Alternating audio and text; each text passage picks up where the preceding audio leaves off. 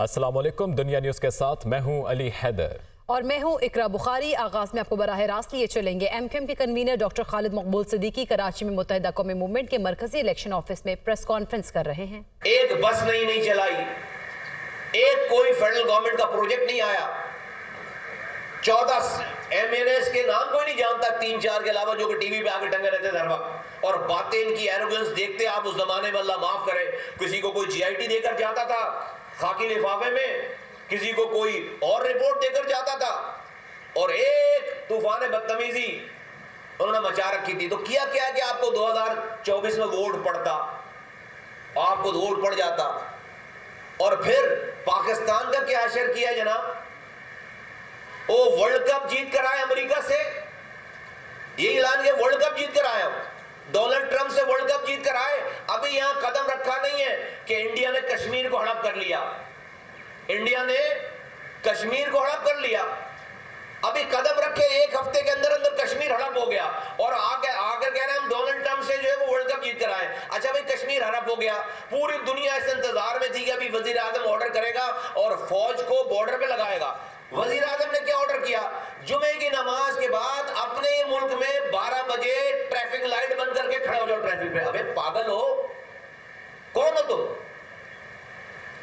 پورے کشمیر کو ہڑپ کرنے کا، انڈیا کو جواب دینے کا جو جواب دیا گیا وہ کیا؟ اپنے ملک میں جمعے کی نماز کے بعد جمعے کے دن 12 بجے اپنے ٹریفک لائٹ روک کر سب کھڑے ہو جائیں۔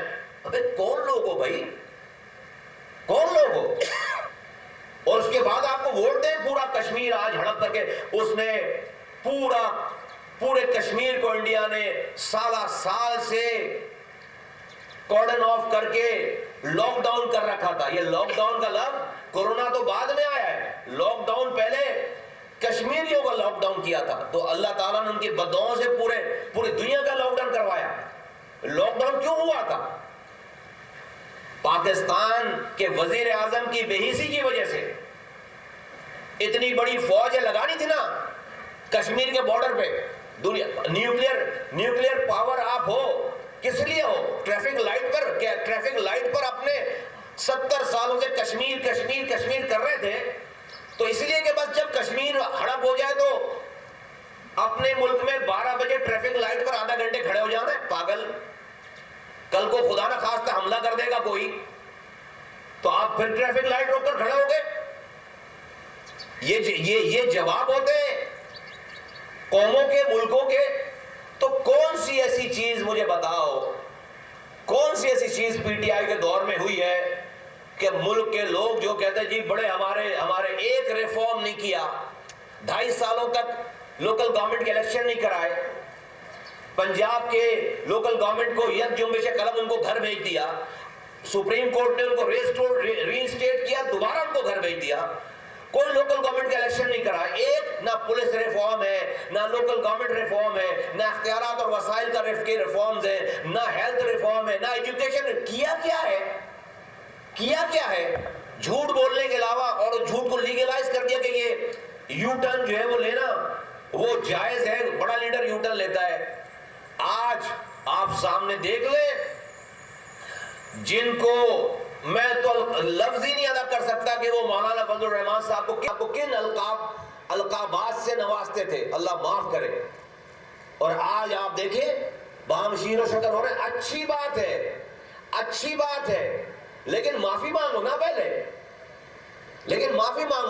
بولو نا کہ پہلے ابھی غلط کر رہے ہو، پہلے غلط بولو بھائی، بتاؤ ہم نے تو جو بات کی ہم نے اس کو اون کیا ہے، حالات اور واقعات بتائے، تو آپ جو ہے وہ آپ قوم کو اس ہیجانی جو کراچی کا لوگوں کو خمار ہے بار بار کہ بھائی کراچی کا مینڈیٹ، بھائی کراچی کا مینڈیٹ 2018 کے علاوہ جب چوری کیا گیا یہ مینڈیٹ ہمیشہ سے ہمارے پاس رہا ہے، دوبارہ لوگوں نے ہمیں دیا آپ کی کارکردگی پہ۔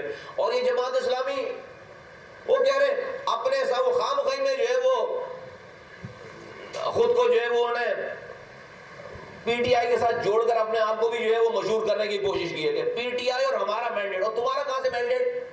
تمہیں کس نے ووٹ دیا ہے؟ اور ابھی جو ہے میں دیکھ رہا ہوں ٹکٹ پیر پگارا صاحب کی قیادت میں ہم جو ہے وہ اس انقلاب کے راستے کو پتہ نہیں کیا کریں گے.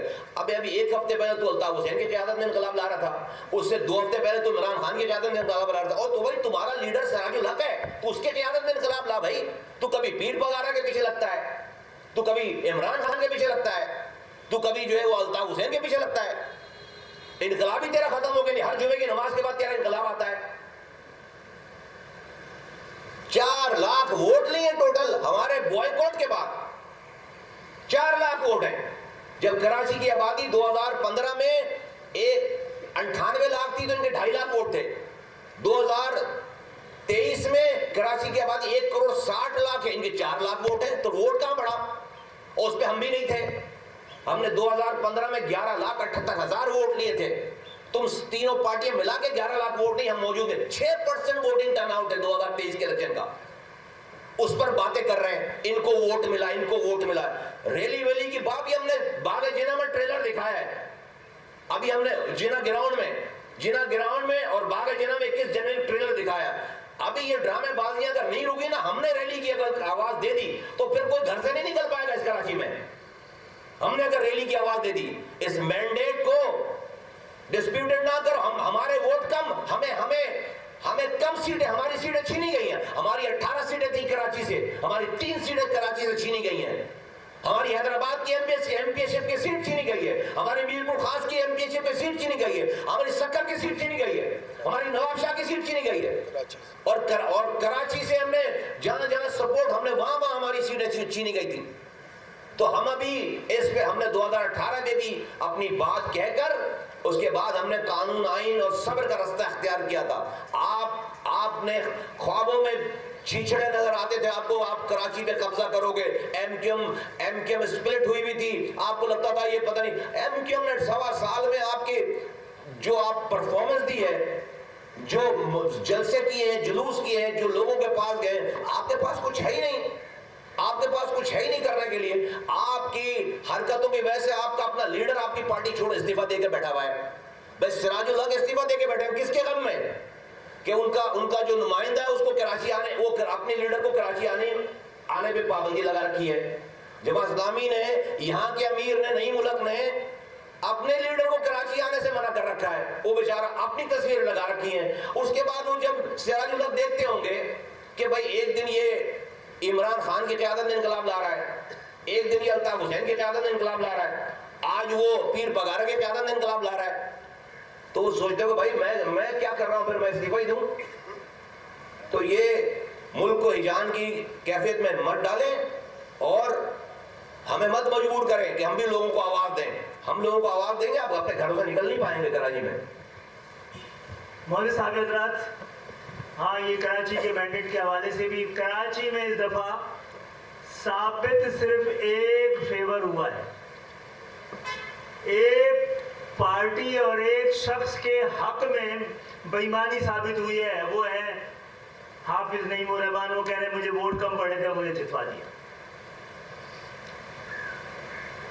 تو آپ برسوں سے پیارے تھے, راج دلارے تھے, اور انشاءاللہ تعالی 88 میں ایم کیو ایم آئی تھی, اور جب تک ایم کیو ایم ہے جماعت اسلامی کا حق ہے کہ وہ دھرنے بھی دے, جمعے کی نماز کے بعد سیاسی عبادت بھی کرے. ہم آگے بڑھتے ہیں اور یہ متنبع کرتے ہیں کہ ہم اپنے مینڈیٹ کی حفاظت کرنا جانتے ہیں. اب تک برداشت کر رہے ہیں امن کی وجہ سے. بات آگے بڑھی تو بات آگے بڑھائیں گے.